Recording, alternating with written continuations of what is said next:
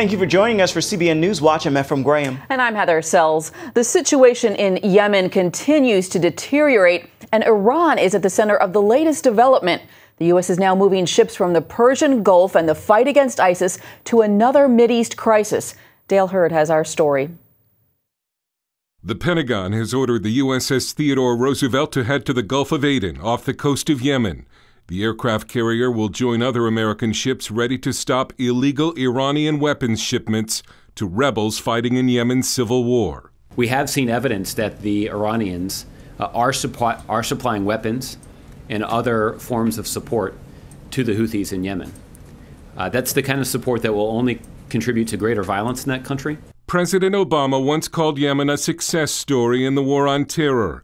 But if Iranian-backed rebels are not defeated, it could become an even bigger base for terrorist attacks against the United States.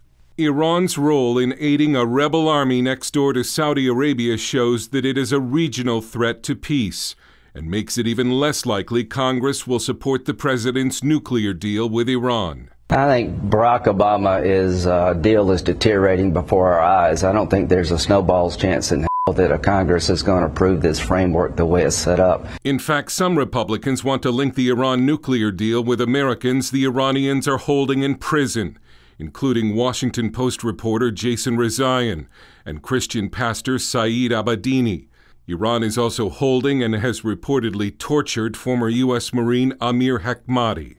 Jordan Sekulow, executive director of the American Center for Law and Justice, said, "It is critical that our government use this unique opportunity to bring Pastor Saeed and the other wrongfully imprisoned Americans home to their families." When asked why the White House can't tie the nuclear talks with Iran to the release of prisoners like Rezaian and Pastor Abedini, spokesman Josh Earnest said the talks are very complicated and must focus on one issue at a time. But that makes it even harder for Congress to approve any deal with Iran. Dale Hurd, CBN News. Thank you, Dale. An Egyptian court has sentenced Mohammed Morsi, the country's ousted Islamic president, to 20 years in prison. The punishment stems from the violence outside the presidential palace in 2012 when Morsi's supporters attacked opposition protesters, sparking clashes that killed at least 10 people. This is the first verdict issued against Morsi. He and thousands of other Muslim Brotherhood members are set to face several trials after the military overthrew Morsi in 2013. Authorities in Italy have arrested the captain of the migrant boat that capsized off the coast of Libya. The Tunisian man is now facing reckless multiple homicide charges. The shipwreck killed as many as 900 people in what may be the deadliest migrant tragedy ever. Even as the search for victims continues, Coast Guard ships rushed to respond to 3 other distress calls from vessels. European leaders are struggling to respond to an increased flow of migration and instability in Libya, which is encouraging human traffickers. Jurors in the Boston Marathon bombing trial begin the penalty phase today. It's been 2 years since the bombings left 3 people dead and wounded more than 260. Rebecca Gregory was one of 16 bombing victims to lose a limb. There's life after bad things that happen to you, and if I can be someone's hope or inspiration, that's what I want to do for the rest of my life. Earlier this month, jurors found Dzhokhar Tsarnaev guilty of all 30 charges against him. They now deliberate whether to sentence him to life in prison or death. His attorneys are expected to continue arguing he doesn't deserve the death penalty. They say the 19-year-old was heavily influenced by his older brother at the time of the attack. The eyes of Congress are on the military as it's been giving some of its more conservative Orthodox chaplains a tough time. Paul Strand reports on one lawmaker who has a personal reason for being upset at this harsh treatment of military chaplains. Chaplains like Navy Lieutenant Commander Wes Motter have been facing flack for counseling or preaching in ways faithful to their more orthodox denominations, but not so pleasing to more liberal, politically correct elements in today's military. So they've been threatened with damaging reports in their file or even possible discharge from the ranks. What the military needs to realize, and these embattled chaplains need to know, is that Congress has their back, as we found here in Gainesville, Georgia, when speaking with Republican Congressman Doug Collins, himself a military chaplain. There seems to be an oversensitivity to the true religious freedoms that each service member can have, whether they have faith or no faith, and chaplains are there to provide for all. And yet it seems like that every turn there's been more of a cracking down on those with faith in ways that are not proselytizing, not anything outside their normal realm of what they should be allowed to do. Collins says pushing around chaplains could well get the military in trouble with the legislators who pass the defense budgets and laws meant specifically to protect service members' religious liberties. It's time that they actually live up to their own standards. They actually live up to what the doctrines that they put out on religious freedom and religious accommodation. It's not good that the military would be doing anything to interfere with that. So I think they just need to watch, do what they're supposed to be doing, do what Congress has said, and I think they'll be okay. Paul Strand, CBN News, reporting from Gainesville, Georgia.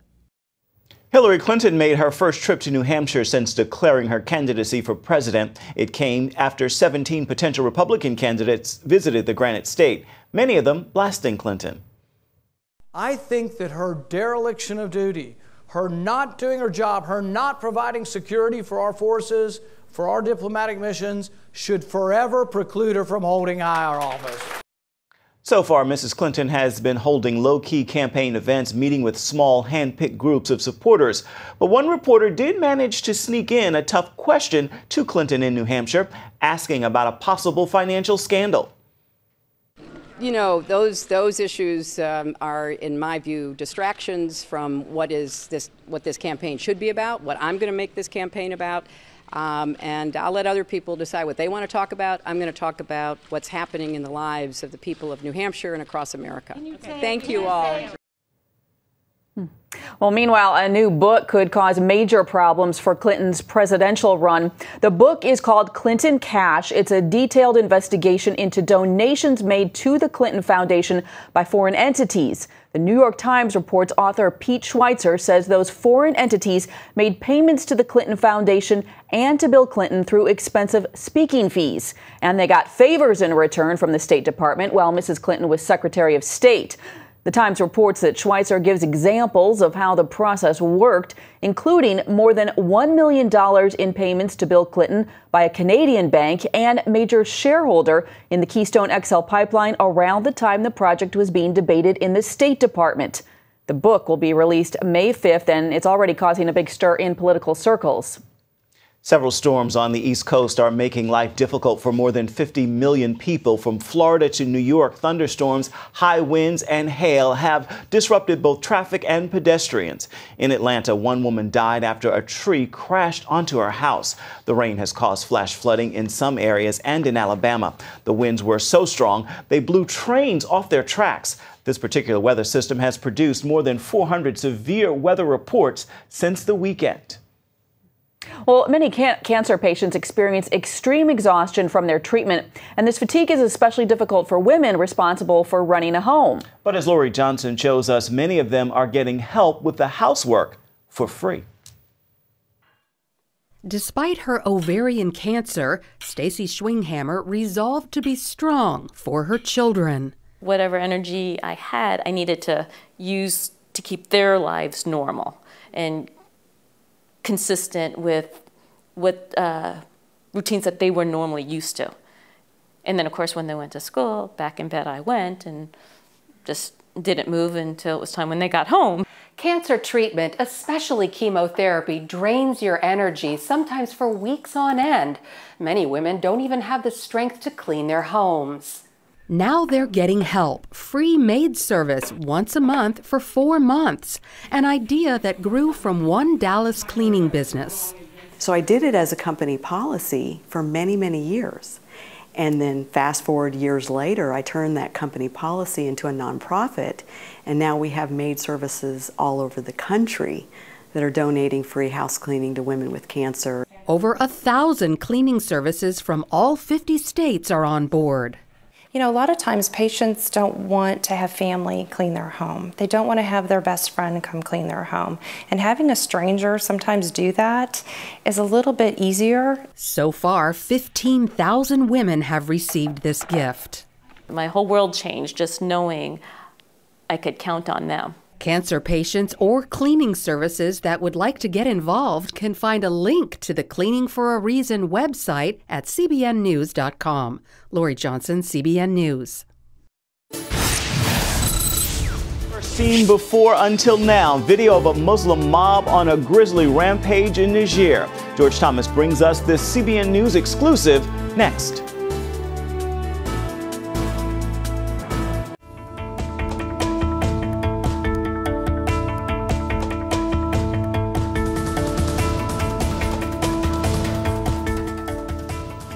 Dozens of Ethiopian families are reeling after their loved ones were slaughtered by ISIS in Libya.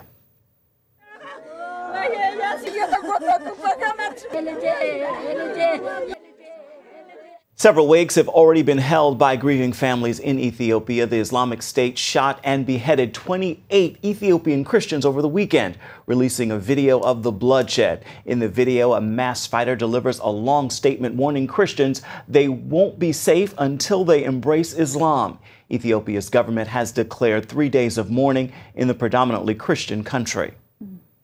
Well, it was all over in just a few hours. 10 people died and hundreds were injured when Muslim mobs went on a deadly rampage in Niger.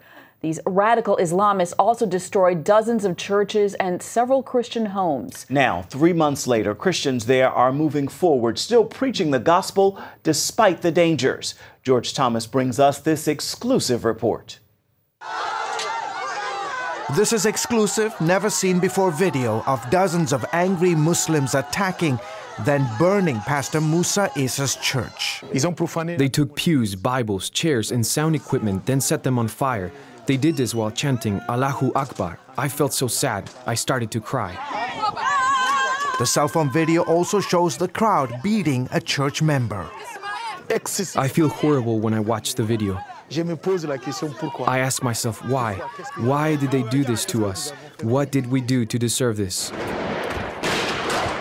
It happened January 17th, 10 days after 2 Muslim terrorists stormed the offices of French magazine Charlie Hebdo, executing 12 people for publishing satirical images of the Prophet Muhammad, 3,600 miles away in Niger. Muslims, angered by the cartoons, attacked the country's Christians in revenge. We spent years building the church. Within minutes, it was all gone. And it wasn't just Pastor Isa's church. How many churches, how many Christian homes were destroyed? 69 churches and 11 homes were destroyed. That's a total of 80 Christian buildings within a few hours. They marked your home with a sign to let them know that this is a home that they must attack. Evangelical leader Burima Kimso says the viciousness of the attacks shocked the Christian community. In Zinder, Niger's second-largest city, attackers burned all but one church to the ground. And in the capital city, Niamey, 45 churches were destroyed, including Pastor Kimso's. You believe that this was systematic? You believe that this was premeditated attack on the churches of Niger? Absolutely. It was premeditated. It was organized. It was shocking because systematically, in a few hours, churches were targeted and houses attacked. So it means that someone organized and executed this plan. 3 months later, the government has still not arrested anyone in connection with the attacks. I tell our brothers and sisters that we don't wrestle against flesh and blood, but against principalities. We have to encourage ourselves because persecution is part of the life of the church. There is no church that existed without persecution. In addition to destroying several churches, the rioters targeted Christian schools. This particular Christian school was home to some 240 students.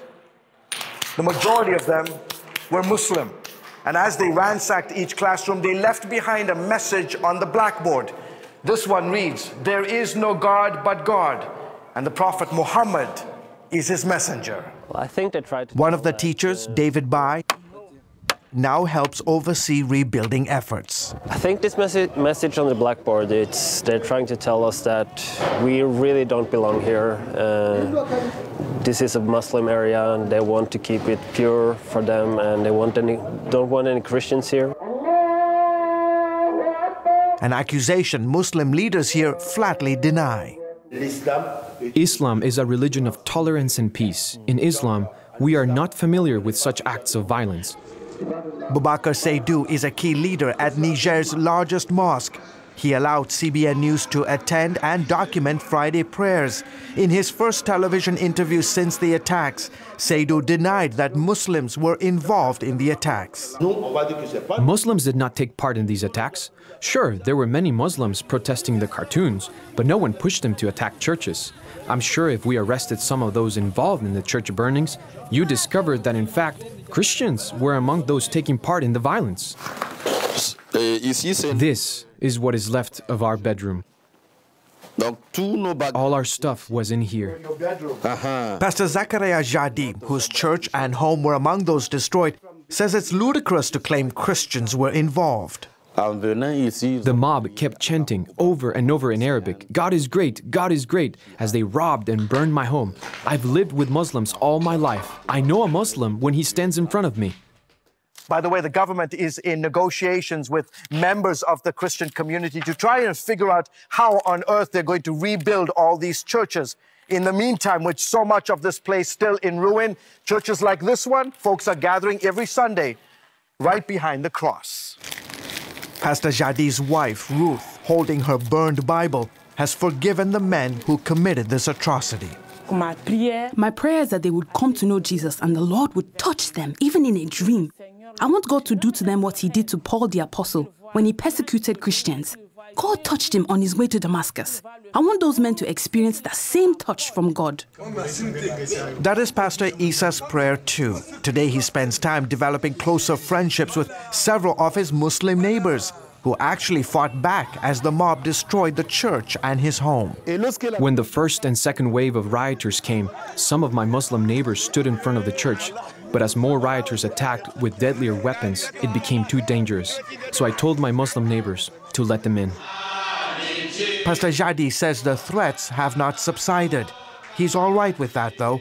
He believes God is preparing Christians in Niger for great times of revival. The Lord is training us. He's building us. There cannot be increase without hardships. If you want to go to the next level, you have to go through hardships. George Thomas, CBN News, Niamey, Niger. Up next, CBN is changing the lives of young people in Indonesia. We'll show you how after this.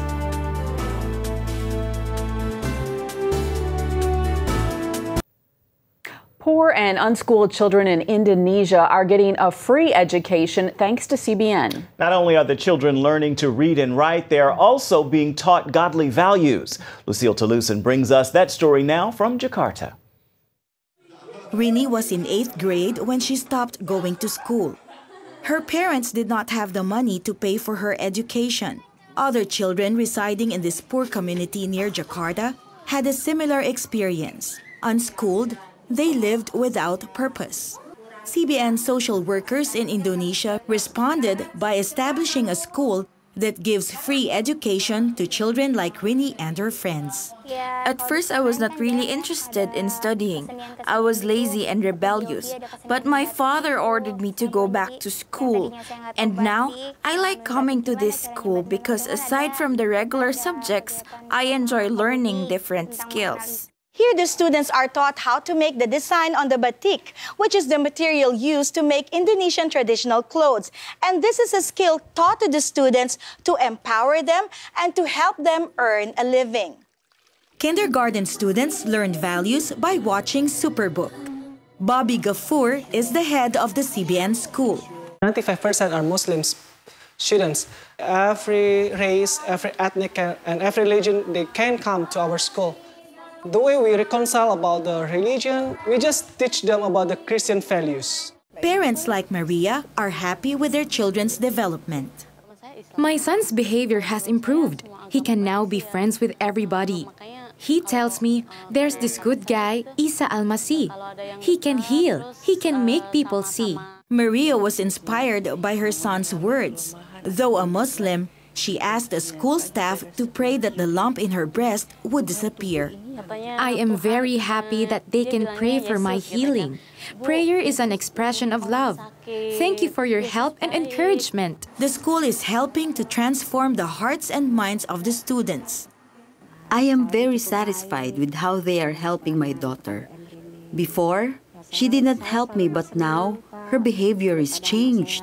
I am very happy that she is able to continue her studies because all her older siblings did not even reach high school. I came from nothing and now I can learn about anything. I also learned how to dream, to become a doctor someday. Thank you too for teaching me about Jesus because right now I know him well. And with the right foundation, the future of these young people now looks very promising. Lucille Talusan, CBN News, Jakarta. If you want to keep your brain healthy as you get older, you should try exercise. It lowers your chances for serious health problems like heart disease and high blood pressure. And it's not only good for the body, but good for the mind as well. That's according to a report from the Institute of Medicine. Health Day reports the experts also recommend getting enough sleep, along with keeping your mind active and having a good social life. We like to end our Tuesday newscast with a message to inspire you and perhaps move you to post, tag, and share and inspire others. We call it your Tuesday Tweetable. And today's message came to me as I stopped to pray for my family this morning. And I do this walking from room to room to see my wife, son, and daughter still sound asleep at 3 o'clock in the morning. Here's the message. When you make time to be still and pray in the busyness of life, you can then truly handle the business of life. So be sure to slow down and seek ye first the kingdom of God and his righteousness. When you do that, he promises to take care of all these other things. Good to tweet, good to ponder on. Yes, indeed. And that's it for now on CBN NewsWatch. You can find more of our exclusive coverage of the issues that you care most about at cbnnews.com. We'd love to hear what you think about the stories you've seen today. You can do that on Facebook or at CBN News on Twitter. Hope you'll join us again right here next time. Make this a terrific Tuesday. We'll see you tomorrow.